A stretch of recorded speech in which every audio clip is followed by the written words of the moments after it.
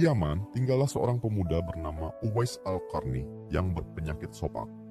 Karena penyakit itu, tubuhnya menjadi belang-belang.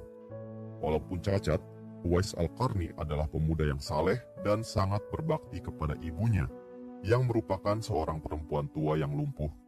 Uwais senantiasa merawat dan memenuhi semua permintaan ibunya. Namun, ada satu permintaan ibunya yang sulit untuk ia kabulkan. Ibunya pernah berkata kepadanya, "Anakku, mungkin ibu tak lama lagi akan bersamamu.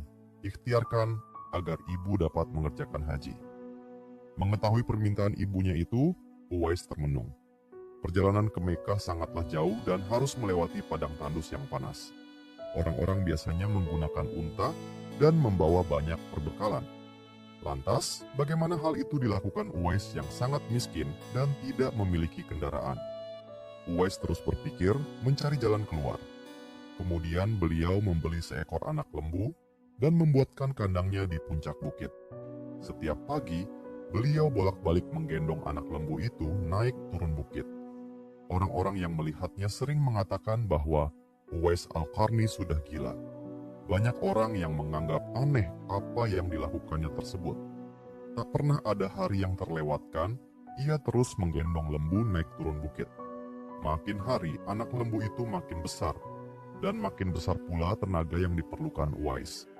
Tetapi karena latihan tiap hari, berat anak lembu yang membesar itu tak terasa lagi baginya. Setelah 8 bulan berlalu, sampailah pada musim haji. Lembu Uwais telah mencapai 100 kg, begitu juga otot Uwais yang makin kuat. Ia menjadi bertenaga dan kuat untuk mengangkat apapun. Tahukah sekarang orang-orang apa maksud Uwais menggendong lembu setiap hari? Ternyata, ia sedang latihan untuk menggendong ibunya agar bisa haji ke Mekah.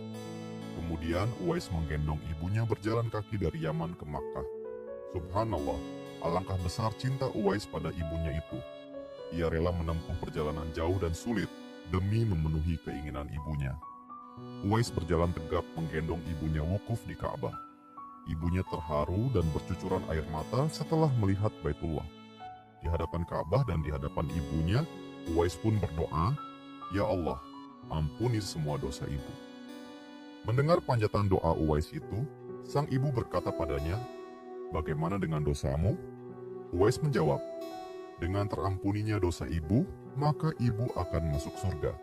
Cukuplah ridho dari ibu yang akan membawaku ke surga." Subhanallah, itulah keinginan Uwais yang tulus dan penuh cinta. Allah Subhanahu wa Ta'ala pun memberikan karunia untuknya. Uwais seketika itu juga sembuh dari penyakit sopaknya dan hanya tertinggal bulatan putih di tengkuknya. Tahukah kalian apa hikmah dari bulatan yang disisakan di tengkuknya Uwais tersebut?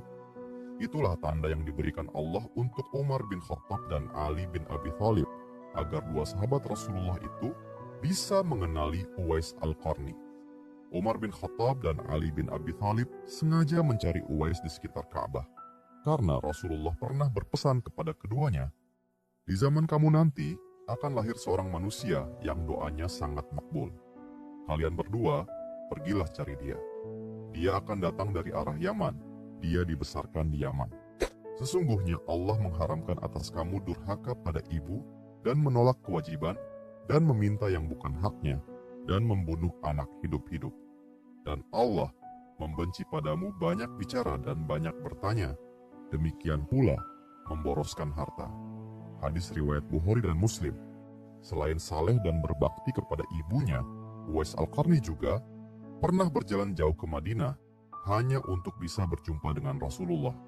Setelah menempuh perjalanan jauh, akhirnya Uwais Al-Qarni sampai juga di kota Madinah. Ia pun segera mencari rumah Nabi Muhammad SAW. Setelah ia menemukan rumah Nabi, diketuknya pintu rumah itu sambil mengucapkan salam, hingga keluarlah seseorang seraya membalas salamnya. Segera saja Uwais Al-Qarni menanyakan Nabi yang ingin dijumpainya. Namun ternyata, pada saat itu Rasulullah sedang tidak berada di rumahnya, beliau sedang berada di medan pertempuran. Uwais Al-Qarni hanya dapat bertemu dengan Sayyidah Aisyah radhiyallahu anha, istri Nabi. Dalam hati Uwais Al-Qarni bergejolak perasaan ingin menunggu kedatangan Nabi dari medan perang. Tapi kapankah Nabi pulang? Sedangkan masih terngiang di telinganya pesan ibunya yang sudah tua dan sakit-sakitan itu, agar Uwais cepat pulang ke Yaman. Akhirnya, karena ketaatannya kepada ibunya, pesan ibunya mengalahkan suara hati dan kemauannya untuk menunggu dan berjumpa dengan Nabi. Karena hal itu tidak mungkin, Uwais Al-Qarni dengan terpaksa pamit kepada Sayyidah Aisyah untuk segera pulang kembali ke Yaman, dan beliau hanya menitipkan salamnya untuk Nabi.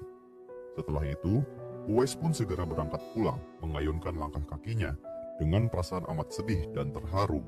Ketika peperangan telah usai dan Rasulullah pulang menuju Madinah, sesampainya di rumah, Rasulullah menanyakan kepada Sayyidah Aisyah tentang orang yang mencarinya. Beliau mengatakan bahwa Uwais anak yang taat kepada ibunya dan Uwais adalah pemuda penghuni langit. Mendengar perkataan Rasulullah itu, Sayyidah Aisyah dan para sahabat tertegun. Sayyidah Aisyah pun berkata kepada Rasulullah, "Memang benar ada yang mencari Nabi dan segera pulang ke Yaman, karena ibunya sudah tua dan sakit-sakitan, sehingga ia tidak dapat meninggalkan ibunya terlalu lama." Kemudian Rasulullah melanjutkan keterangannya tentang Uwais Al-Qarni kepada para sahabatnya. "Penghuni langit itu, kalau kalian ingin berjumpa dengan dia, perhatikanlah, ia mempunyai tanda putih di tengah telapak tangannya."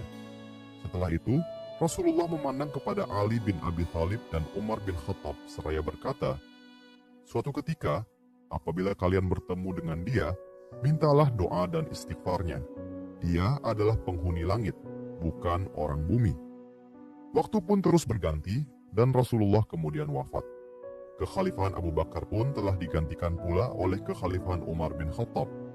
Suatu ketika, Khalifah Umar teringat akan sabda Rasulullah tentang Uwais Al-Qarni yang merupakan penghuni langit. Beliau segera mengingatkan kembali sabda Rasulullah itu kepada sahabatnya, Ali bin Abi Thalib.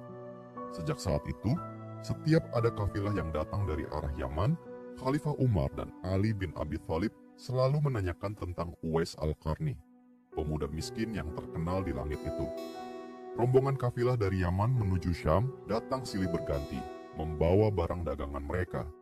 Suatu ketika, Uwais Al-Qarni turut ikut bersama mereka. Rombongan kafilah itu pun tiba di kota Madinah. Melihat ada rombongan kafilah yang baru datang dari Yaman, Khalifah Umar dan Ali bin Abi Thalib mendatangi mereka dan menanyakan apakah Uwais Al-Qarni turut ikut bersama mereka. Rombongan kafilah itu mengatakan bahwa Uwais ada bersama mereka. Dia sedang menjaga unta-unta mereka di perbatasan kota.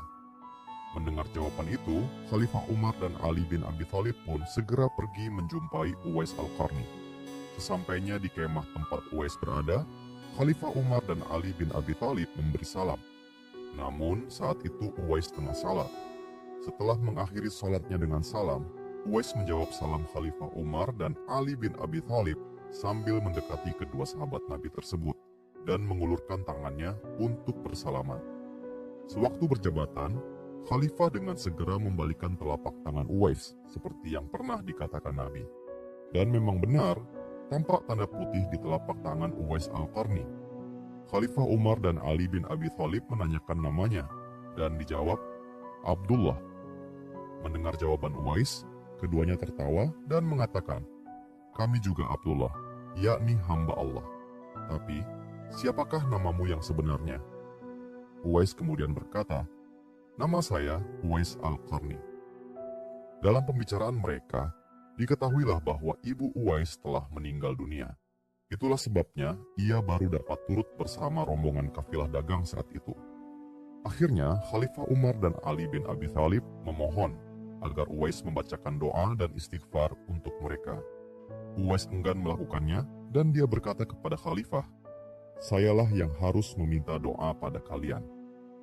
Mendengar perkataan Uwais, Khalifah berkata, "Kami datang ke sini untuk mohon doa dan istighfar dari Anda, seperti yang dikatakan Rasulullah sebelum wafatnya." Karena desakan kedua sahabat Nabi ini, Uwais Al-Qarni akhirnya mengangkat tangannya untuk berdoa dan membacakan istighfar bagi Umar dan Ali bin Thalib. Setelah itu, Khalifah Umar berjanji untuk menyumbangkan uang negara dari Baitul Mal kepada Uwais untuk jaminan hidupnya. Namun, Uwais menolaknya dengan berkata, "Hamba mohon supaya hari ini saja hamba diketahui orang. Untuk hari-hari selanjutnya, biarlah hamba yang fakir ini tidak diketahui orang lagi. Beberapa tahun kemudian, Uwais Al-Qarni berpulang ke rahmatullah. Anehnya, pada saat dia akan dimandikan, tiba-tiba sudah banyak orang yang berebut ingin memandikannya. Dan ketika dibawa ke tempat pembaringan untuk dikafani, di sana pun sudah ada banyak orang yang menunggu untuk mengafaninya. Demikian pula ketika orang pergi hendak menggali kuburannya, di sana ternyata sudah ada banyak orang yang menggali kuburnya hingga selesai. Ketika jenazahnya dibawa ke pekuburannya, banyak orang pula yang berebut untuk mengusungnya. Meninggalnya Uwais Al-Qarni telah menggemparkan masyarakat kota Yaman. Banyak terjadi hal-hal yang amat mengherankan. Sedemikian banyaknya orang yang tak kenal berdatangan untuk mengurus jenazah dan pemakamannya. Padahal, Uwais Al-Qarni adalah seorang yang fakir, yang tidak dihiraukan orang. Sejak ia dimandikan sampai ketika jenazahnya hendak diturunkan ke dalam kubur, di situ selalu ada banyak orang yang telah siap mengurusnya. Penduduk kota Yaman tercengang. Mereka saling bertanya-tanya, "Siapakah sebenarnya engkau, wahai Uwais Al-Qarni? Bukankah Uwais yang kita kenal hanyalah seorang fakir yang tak memiliki apa-apa, yang kerjanya sehari-hari hanyalah sebagai pengembala domba dan unta? Tapi ketika hari wafatnya, engkau menggemparkan penduduk Yaman dengan hadirnya orang-orang asing yang tidak pernah kami kenal. Mereka datang dalam jumlah sedemikian banyaknya. Agaknya mereka adalah para malaikat yang diturunkan ke bumi hanya untuk mengurus jenazah dan pemakamannya." Berita meninggalnya Uwais Al-Qarni dan keanehan-keanehan yang terjadi ketika wafatnya telah tersebar kemana-mana. Baru saat itulah penduduk Yaman mengetahui siapa sebenarnya Uwais Al-Qarni. Selama ini, tidak ada orang yang mengetahui siapa sebenarnya Uwais Al-Qarni disebabkan permintaan Uwais Al-Qarni sendiri kepada Khalifah Umar dan Ali bin Abi Thalib agar merahasiakan tentang dia. Barulah di hari wafatnya mereka mendengar sebagaimana yang telah disabdakan oleh Rasulullah bahwa Uwais Al-Qarni adalah penghuni langit. Begitulah Uwais Al-Qarni, sosok yang sangat berbakti kepada ibunya, dan itu sesuai dengan sabda Rasulullah ketika beliau ditanya tentang peranan kedua orang tua. Beliau menjawab, "Mereka adalah yang menyebabkan surgamu atau nerakamu." Hadis riwayat Ibnu Majah.